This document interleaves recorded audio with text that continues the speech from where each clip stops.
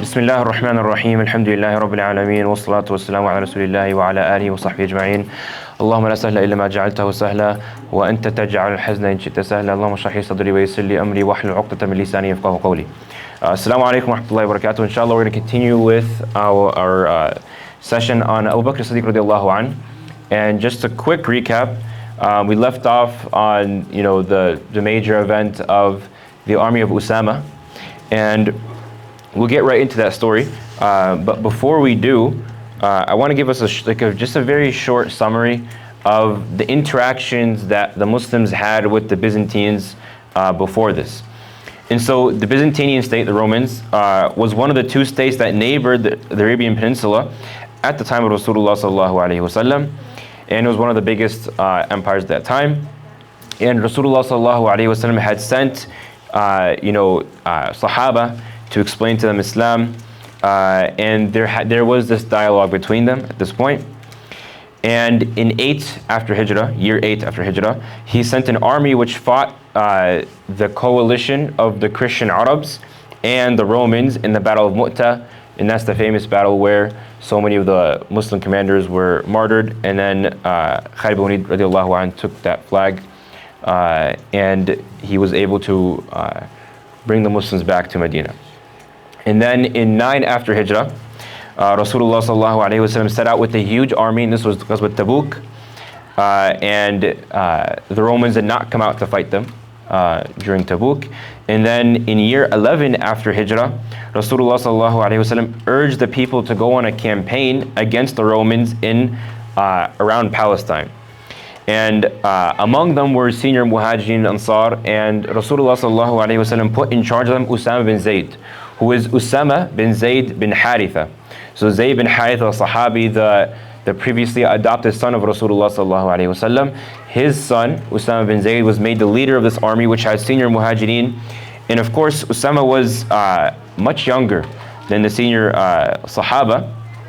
And just a quick reminder of the situation at this point, that when Rasulullah sallallahu alaihi wasallam passed away, all the Arabs, many of the Arabs in the peninsula had apostated, and the hypocrites had kind of raised their hopes. And this is narrated by Aisha radiallahu anha, she's explaining this. And she continues, she says that, by Allah, I suffered that which if it befell mountains, it would have crushed them.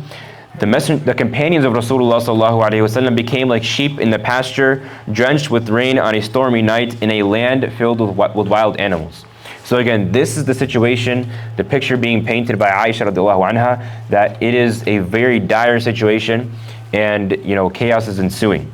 And one of these biggest concerns related to this chaos is the apostating of many of the Arab tribes surrounding Medina, and that'll be the main topic for today. But before this, Abu Bakr radiallahu anh, who was appointed caliph on the 3rd day after the death of Rasulullah sallallahu alaihi wasallam, because of course we spoke about how Rasulullah sallallahu alaihi wasallam was of course buried after they had decided the Khalifa, which is Abu Bakr. And after burying Rasulullah sallallahu alaihi wasallam, instantly Abu Bakr ordered the people to let the mission of Usama radiallahu anh carry on. Anyone of Usama's army who is in Medina should go out to his camp in Al-Jurf. And essentially, Abu Bakr, realizing the situation the Muslims were in and realizing the amount of threats that were surrounding Medina, he still was insistent on sending the army of Usama radiallahu anh. And the Sahaba, they had a reaction which was actually not positive, that they actually disagreed with Abu Bakr Al-Siddiq radiallahu anh. And a lot of them advised Abu Bakr to hold back the army in Medina because of a fear of rebellion from the surrounding Arab tribes that had apostated. And so again, if we put ourselves in the shoes of Abu Bakr Al-Siddiq radiallahu anh, you have the family of Rasulullah sallallahu alaihi wasallam in Medina. You have the essence of the state of Islam, the Ummah, the Sahaba. You have this place that Rasulullah sallallahu alaihi wasallam has built up to this point, and it's surrounded now with Arab tribes who have apostated, and essentially internally there isn't this security. And you're still commanding the army of Usama, which contains a lot of the senior companions, to go out and go fight the Romans.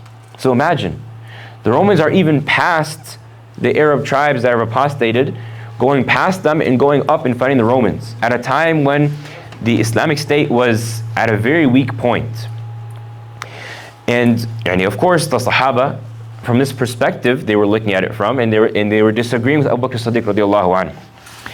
And he gave a very powerful statement, Abu Bakr radiallahu anhu, and he said, "By the one in whose hand is the soul of Abu Bakr, even if I thought wild animals would snatch me, I would still send the army of Usama as instructed by Rasoolullah sallallahu alaihi wasallam. Even if no one else were left in the city but me, I would still send them." And now, brothers and sisters, the hikmah behind this is seen when the news of the death of Rasulullah sallallahu alaihi wasallam and the news of Usama's army approaching came to Heraclius at the same time. So he got the news of the death of their prophet, of their leader, of their, the people the person that the people had gathered around. This symbol of Islam. When Rasulullah sallallahu alaihi wasallam had passed away and this news reached him, at the same time the news of the army of Usama reached him. And so Heraclius' reaction was, what is the matter with these people? Their ruler dies and they raid our land. And also, not only that, but the Arabs that had apostated around, their reaction also when they saw this was that if they were not strong, meaning if the Muslims were not strong, they would not have sent this army. That how could they send this army with Usama bin Zayd, with a lot of the senior companions, and with a strong force from the Muslims, and they're not in a position of strength. There's no way they would have done this. So again, the hikmah behind Abu Bakr Al-Siddiq radiallahu anh sending this army is seen in this situation. And a lot of the Arab tribes again became hesitant, and they refrained from what they thought was a golden opportunity to destroy Islam and to attack Medina. And now moving on to, again for the sake of time, the definition of apostasy and contextualizing the apostasy in the Arabian Peninsula. And so we'll start with the definition of An-Nawawi for apostasy, where he says, intentionally ceasing to be a Muslim or speaking words or doing actions of disbelief, whether it is done as a joke, out of stubbornness, or because one believes that. The one who denies the Creator or the messengers, or disbelieves in a messenger, or regards as permissible something that is unlawful according to consensus, such as adultery or vice versa, or denies that something is obligatory upon which there is consensus, or decides to become a disbeliever, or is thinking of doing so, has committed disbelief. And so essentially, in one very short sentence, someone who was Muslim and has now committed kufr and became a non-Muslim. Very simply. And now, to understand the context that this is occurring in, Al-Khattabi, he says there was two types of apostates that appeared after the death of Rasulullah sallallahu alaihi wasallam. And the first of whom were the ones who apostated from Islam and opposed the Muslims and went back to kufr. And within this group, there was two groups, which is the first one include the followers of Musaylama from Banu Hanifa, and we'll get into these bigger names and we'll cover their story in detail later. And other tribes who believed his claim to prophethood. So he claimed to be a prophet, and some people followed him. And other followers who followed Al-Aswad Al-Ansi, who also who's in Yemen and claimed to be a prophet. And then again, these two groups, all of them fully denied the prophethood of Rasulullah sallallahu alaihi wasallam and claimed this prophethood for someone else. And now the other type of group that apostated from Islam denied its laws. They gave up salah, zakah, and other religious commandments and went back to the way they had followed during Jahiliyyah. And so the second type, that's what's most famous about them, is that they separated salah from zakah, and they, aqarru salah, which means they confirmed prayer, or believed as obligatory in the deen, but denied zakah in the duty to pay it to the ruler. And so, amongst those who withheld the zakah, they had different ideas. Some of them would say that the zakah was only meant for Rasulullah sallallahu alaihi wasallam, and now Rasulullah sallallahu alaihi wasallam has passed away, so there is no more zakah. And some would say, fine, there is zakah, but we're not going to pay it to Abu Bakr specifically. And so we have these in general, these two groups, and within the first group, two groups that are following these two major false prophets. And there was more. Now, an important point to mention here, and I'll try to be very concise with this, and of course, inshallah, if there's questions after, we can discuss that in more detail. There's numerous ahadith of Rasulullah sallallahu alaihi wasallam that say, for example, "Man baddala dinahu faqtuluh." This is in Bukhari. So whoever changes their deen, then kill him. And then also, Rasulullah sallallahu alaihi wasallam, he says, "La yuhillu damu mri'in muslimin illa bi ihda thalath." That the blood of a Muslim is not allowed to be spilled, or not allowed to be killed, except for three: الثيب الزاني والنفس بالنفس, which is the first one is the person who was married or was previously married and then commits zina, and of course with the conditions occurring there of that happening or him admitting it. And then the other one is a nafs bin nafs, that a soul for a soul, that this person killed someone, and of course this person was in court, etc. And then the last one, with تارك لدينه المفارق للجماعة, the person who leaves their deen and splits from or leaves from the jama'ah. And so these ahadith are the essence of the apostasy law in Islam, which is that the person who leaves Islam, he gets capital punishment. And of course, there's a lot of context behind this the ulama speak about. Like, first of all, obviously this person, like we said before, he had to have entered Islam correctly. This person was actually a Muslim beforehand, and he believed in Islam, and now he has left Islam for a certain reason. And of course, you have to go through the Shari'i method to apply this had, which is speaking to him, giving him a certain amount of time. The ulama speak about different number of days, etc. What is the limit for this person? Can you discussions with him and explain to him what is the, this doubt that's in his mind, and go through this process. And we'll see Bakr Al-Siddiq radiallahu anhu, he does this with the ones who apostated because they denied zakah. And so this is the essence of the ahadith. And also, one last important thing to mention is that, like Al-Khattabi mentioned beforehand, or I know we mentioned beforehand, that the one who denies a clear cut, something that is qat'i, definitive in English, in the deen, if you deny that, then this also removes you from Islam. And so again, this is a very important distinction. Like, for example, if someone were to come and say that, for example, in this case, that zakah is not part of Islam, or zakah, I'm not going to give the zakah. Or not saying that I understand zakah is a fard on me, but I'm not going to give it out of fear for my wealth or out of fear for etc.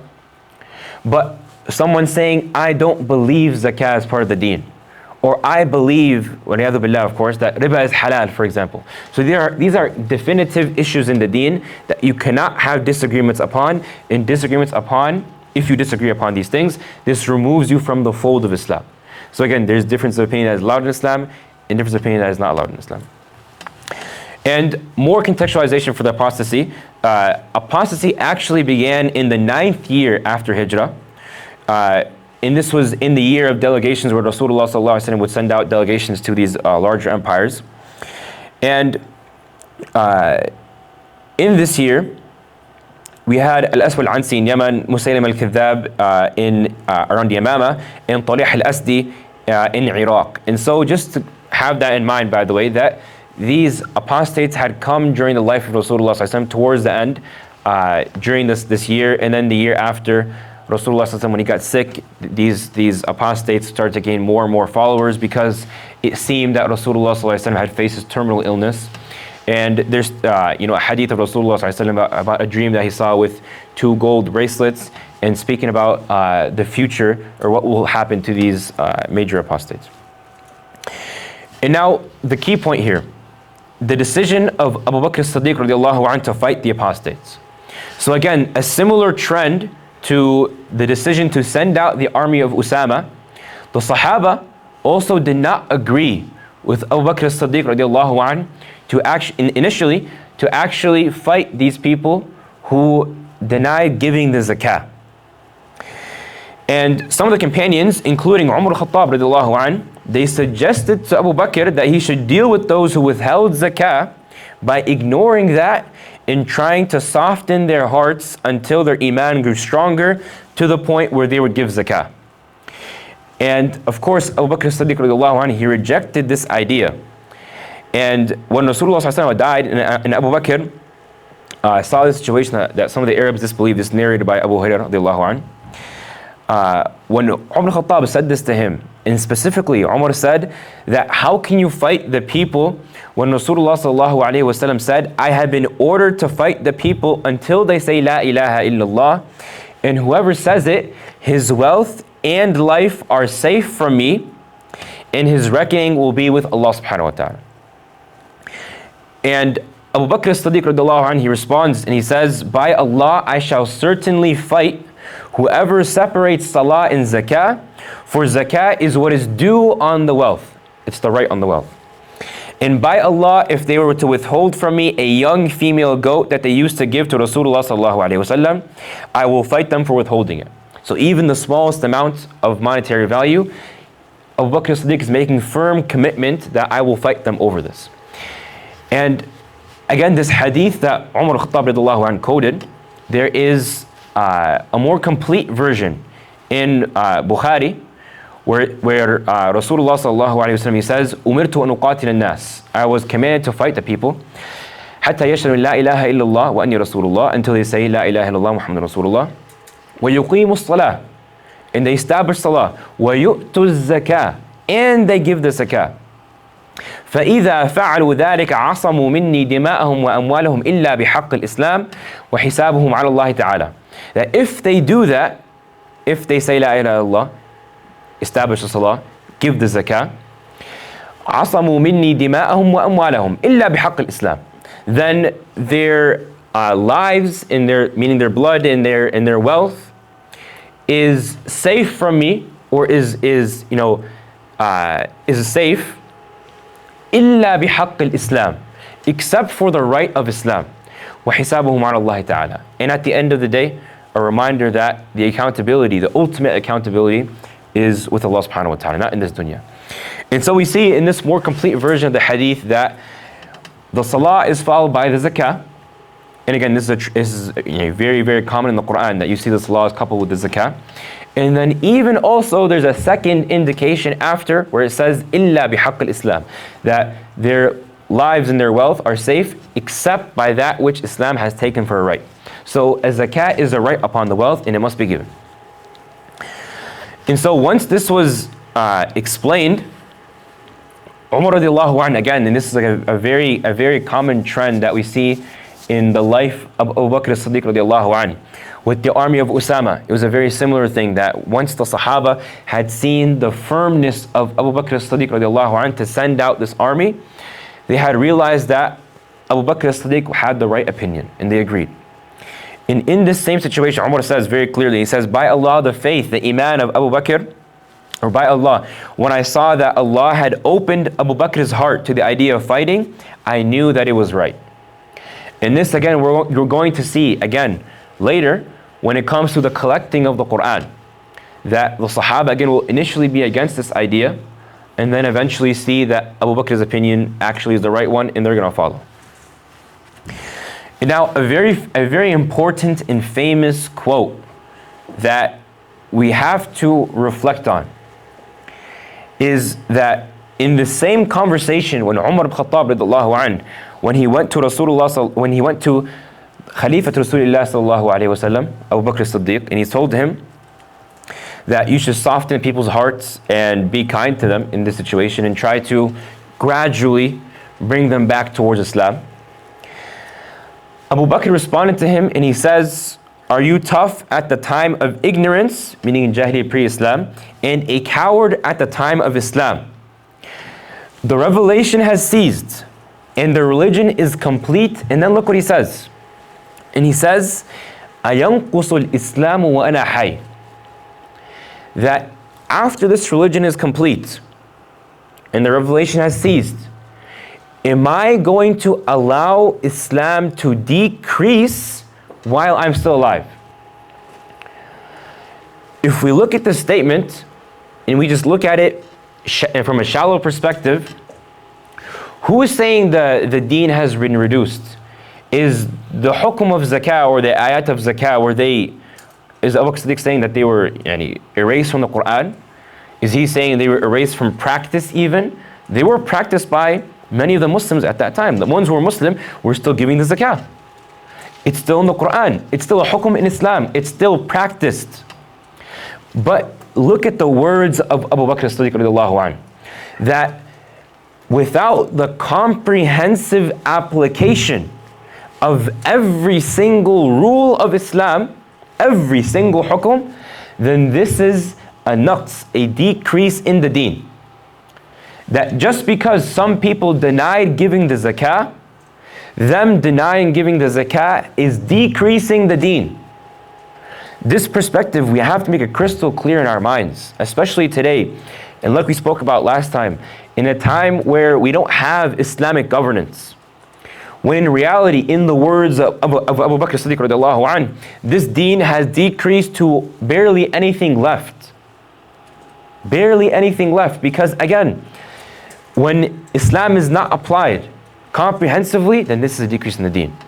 So this understanding of the religion, from the perspective of the Sahabah, we have to adopt that mentality today. That this is my deen, that this is Islam, that Islam is complete and it must be applied.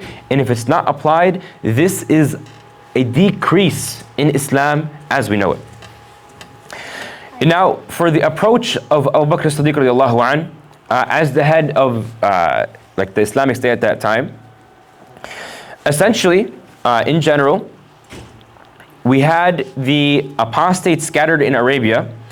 And so Abu Bakr Al-Siddiq radiallahu anh, he split the army into 11 units. And I'm not going to go through every single one, but essentially the idea was that these Arab tribes who apostated, they were scattered very far around the Arabian Peninsula, and it wasn't a single front that the Islamic State had to deal with at that time. And so he split up the army into 11 units, each one taking care of different directions around Medina, and each one, after taking care of a battle, will go and help the other one. And so essentially they would fight one group until they came back to Islam. And there's more details like I spoke about beforehand, that these armies, and we'll see actually in this letter that Abu Bakr wrote to his commanders, that there was this da'wah that was given first, that they were called to come back to Islam, that they were reminded of the ayat speaking about innaka mayyitun wa innahum mayyitun, that verily Allah subhanahu wa ta'ala is speaking to Rasoolullah that verily you will die and they will die. ثُمَّ إِنَّكُمْ يَوْمَ الْقِيَامَةِ عِنْدَ رَبِّكُمْ تَخْتَصِمُونَ, and then you will be in Yawm al-Qiyamah standing in front of Allah subhanahu wa ta'ala disputing with one another. And so reminding of these ayats, that Rasulullah is just a messenger who messengers have passed before him, and that even if he passes away, you should not turn back on your heels. And so reminding of this aqeedah of Islam. And so after this reminder, they were told to give the adhan, and if the adhan wasn't heard, then these armies would go in and they would fight these people until again obviously they surrendered. And so again, this strategy of Abu Bakr, again, there's not even enough time to go through the military genius of Abu Bakr in the way he dealt with this, but just to mention some of the ideas behind it. That when he split up into these smaller units, number one, he was able to buy time for Usama to come back. Usama, who we spoke about beforehand, went in and was sent out against the Romans, was able to come back because this process of fighting the apostates took approximately a couple months. And so he was able to buy time until Usama came back, and Usama came back with a lot of spoils of war. And he came with a lot of loot, essentially, which again made the Islamic State more powerful and was rich and was able to spend in these apostate wars. And also, it's a simultaneous attack on all fronts on the apostates. So if Abu Bakr Al-Siddiq radiallahu anh had sent one front one big strong Muslim army to go and take care of one front, then these other apostate tribes could have taken Medina or attacked Medina. And also on top of that, again, notice the initiative of Abu Bakr Al-Siddiq radiallahu anh, and how, in war, the person who takes the initiative and catches the other person by surprise, he has the advantage. And so that's why we see against the Romans, the idea that we spoke of beforehand, that the army of Usama was not expected. And so, again, the Romans did not put up a fight. It's the same way over here. The apostates, again, had just recently become apostates in these huge waves in the past 1 to 2 months. And so they hadn't actually grouped themselves up and prepared for a strong raid against Medina. But not only that, they didn't expect anything to come from Medina in the way it came, in the sense that every single front was attacked all at once. And so again, Abu Bakr Siddiq was able to catch them, by surprise, by taking the initiative, and they did not expect that. And so we'll go through like the general plan. Again, we're leaving out a lot of details again because this lecture series is only 6 lectures total, and again, there's thousands of pages written on the life of Abu Bakr Siddiq radiallahu anh, and so we can't possibly go through every single detail, but just to give a very general idea. Number 1, in his planning, Abu Bakr made sure that his 11 armies worked in cooperation with one another. And so again, we'll get to see some of the military strategy over here. So no individual army worked autonomously, but instead was in harmony with other armies under the overall control of the Muslim leadership in Medina. And at times, like I mentioned before, even 2 of the Muslim armies joined forces, and then only to separate again once their joint mission was accomplished. And the way the Khalifa did this was that Abu Bakr would have constantly, day and night, messages coming back and forth from every single army. So imagine he's sitting there remember we mentioned all the way back in the first lecture that he was very knowledgeable in genealogy.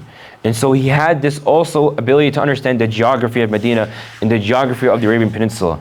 And so you can imagine in his head, he has this map laid in front of him of the Arabian Peninsula, and the fronts that he has open with the Romans, and the fronts he has open with all these different apostate tribes from the Arabs. And essentially he's coordinating the combination and separation of these small units of the army. That one would go and fight a small group, and after winning, it would go and join to help another group with a bigger force of apostates. And then after beating this group of apostates, they would split and go out to other directions to help out the other ones in opposite directions. And so there was constant communication, constant back and forth, and very, very, very quick adaptability from the side of Abu Bakr Siddiq radiallahu anh. And the second thing is, because of the presence of certain apostate tribes that were not too far away from Medina, Abu Bakr didn't send away every able male to fight, but instead he kept some fighters with him so that they would protect and defend Rasulullah's city in the event of an enemy attack. And so he also, on top of that, kept some of the senior Sahabah with him because they needed to help him in making these tough decisions. And of course, like we spoke about, these are situations that the Ummah in general, Islam in general, has not faced beforehand. And again, this is a larger point that we mentioned before, like 2 lectures ago, speaking about how the hadith of Rasulullah says, "Alaykum bi sunnati," that you must follow and you must adopt my sunnah. "Alaykum bi sunnati wa sunnati al-khulafa ar-rashidin al-mahdiyyin min ba'di yu'addu 'alayha bin nawajid," that you also must follow the sunnah of the khulafa ar-rashidin. And you have to grab onto it. Again, why? Because they, as leaders, as khulafa in politics, they have a sunnah, they have a way that they took care of situations, and in it is lessons for us to adopt. And again, a clear image and visual of how Islam should be applied in these different situations. And so these different situations were occurring that were new to Islam, and so he had these senior Sahaba around him to give him shura, consultation. And so Abu Bakr also, another one of his military geniuses, is that he would outwardly give some of the enemies like an intention or impression that he would attack a certain area or one city, and really he would intend to attack a different one, and he kept his decisions random like that. And so that way these apostates never had the chance, except for a few of the bigger ones that we spoke of beforehand that were there, before Rasulullah ﷺ has passed away. They never had the chance to group together and, prepare and, make a larger force that stood too big of a chance against the Muslims. And now we'll just, it's a very, very long letter, so we're not going to be able to cover every single part of it, but just to skim parts of it. Of course, Abu Bakr Al-Siddiq radiallahu anh, he sent a letter to all of Arabia actually. And he had this letter read in front of all of the Arabs of Arabia. And he didn't specify that, oh, this tribe had apostated, so therefore I'll send it over there, or these people have a strong following, I'll send it over there. He had it read in all of Arabia. And essentially, the letter was from the Khalifa of Rasulullah sallallahu alayhi wa sallam, Abu Bakr Al-Siddiq radiallahu anh. And he was reminding them of Rasulullah sallallahu alayhi wa sallam, and reminding them of the ayat that we spoke of beforehand, that Rasulullah sallallahu alayhi wa sallam will pass away, and that this deen is continuing on, and that the person who used to worship Muhammad, then Muhammad has passed away, sallallahu alayhi wa sallam. And the person who used to worship Allah subhanahu wa ta'ala, فَإِنَّ اللَّهَ حَيٌّ لَا يَمُوتُ, Allah subhanahu wa ta'ala is always alive, is all alive, and will never die. That Allah subhanahu wa ta'ala is eternal. That Allah subhanahu wa ta'ala is the one who's worthy of worship. That how could you turn back on your heels after Rasulullah sallallahu alayhi wa sallam passes away? And so remind him of these ayat in his aqidah. And not only that, he was reminding them that of Islam and of guidance, of that the one who chooses misguidance, and this person and turns away from guidance, and this person, is the loser in this dunya and the akhirah. And he was making very clear to them that the ones who choose this path in this dunya, they're going to be fought, and they're not going to be treated in a very soft manner. And they were going to be held accountable for their actions in this dunya and in the akhirah. And so he's reminding them again of the importance of Islam. And so the last paragraph he says, verily I have sent to you so and so, and who comes to you with an army of men from the Muhajirun and the Ansar, and those who follow them in goodness. I have ordered him to not to fight any person or kill any person until he first invites him to Allah subhanahu wa ta'ala. Whoever answers the invitation, believes in Islam, ceases his rebellious activities, performs good deeds, then that will be accepted from him, and the one I sent will help him, meaning help him in practicing Islam. As for the one who refuses this invitation, I have ordered the one I sent to fight him for that reason, and to leave no such person or such person alive if they're captured. And furthermore, I have ordered the one I sent to burn such people with fire, and to kill each and every one of them, and to take their women and children as slaves. The only thing that will now be accepted from people is Islam. The only thing that will now be accepted from people is Islam. If someone follows it, then that is better for him. And if someone abandons it, then he will not be able to harm Allah subhanahu wa ta'ala in the least. And he continues on, that verily I've ordered my commanders to read my letter in all of your gatherings, and explain to them that this idea of the adhan and the call to prayer I was speaking of before, that if this call to prayer was made, then again the armies of the Muslims would not invade. A key point here, why I read this paragraph. We see that Abu Bakr Al-Siddiq radiallahu anh was very, very, very harsh with these apostates, that none of them would be spared. And again, why? Because of what we explained beforehand about the hukum on apostasy in Islam, with the evidences from it. And again, like we said, if there's more questions, we can go more in detail in the Q&A. But a key point to notice here, Abu Bakr Al-Siddiq radiallahu anh is not forcing or doing compulsion of these people into Islam. Because like we know, the Quran says, لا إكراه في الدين قد تبين الرشد من الغي. That there's no compulsion in this deen, in Islam, that you cannot force someone into Islam. قد تبين الرشد من الغي. That guidance or the right path has been made very, very clear with very indisputable evidences from transgression, the path of transgression. Now, why is then what Abu Bakr is saying, why is it giving them an ultimatum? And then not only that, following it up with that, the person who accepts and becomes a Muslim again, then he's not benefiting Allah subhanahu wa ta'ala. He's benefiting himself in his akhirah. And the person who turns away is not harming Allah subhanahu wa ta'ala in the slightest. The mind of the person practically thinks about this, that if he's taking such a harsh stance against these people that you have to return back to Islam, you need to turn back to Islam, and if you don't, you'll have this capital punishment and you will be killed and no one will be spared. You're making it seem as if that, again, this deen, and this is the key point that we need to clear up here, that this deen is for some reason not complete, or for some reason not applied correctly, or for some reason that Allah subhanahu wa ta'ala, wa'iyadhu billah, there's some decrease if these people do not come back to Islam, or Islam will become weaker if they leave Islam. The opposite is true. When we spoke about the statement of Abu Bakr Al-Siddiq radiallahu anhu, when he said, "Ayanqusu al-Islam wa ana hayy," that am I going to allow Islam to decrease while I am alive? He was speaking about the principle of zakah and the hukum being applied. So Islam being complete is based off the application of Islam.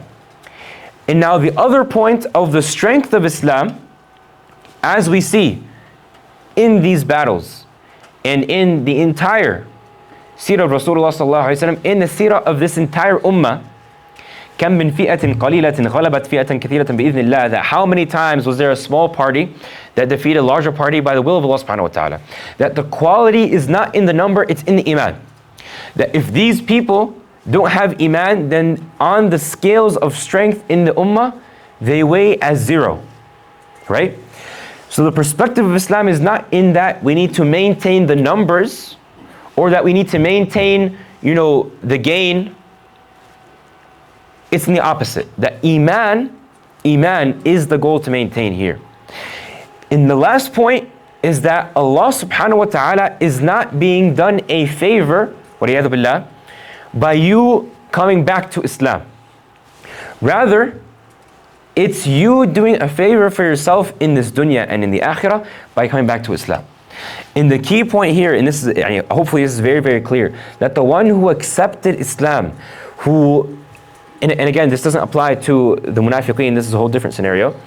The ones who accepted Islam and they tasted the sweetness of Iman. They tasted the sweetness of Iman. When they turn back on Islam, they have to be called to and discussed and explained and sat down and have sessions and try to remove these doubts with them. Because they've already opened their hearts to Islam, but something has crept in from shaitan, and so they've been deluded or deceived from this path.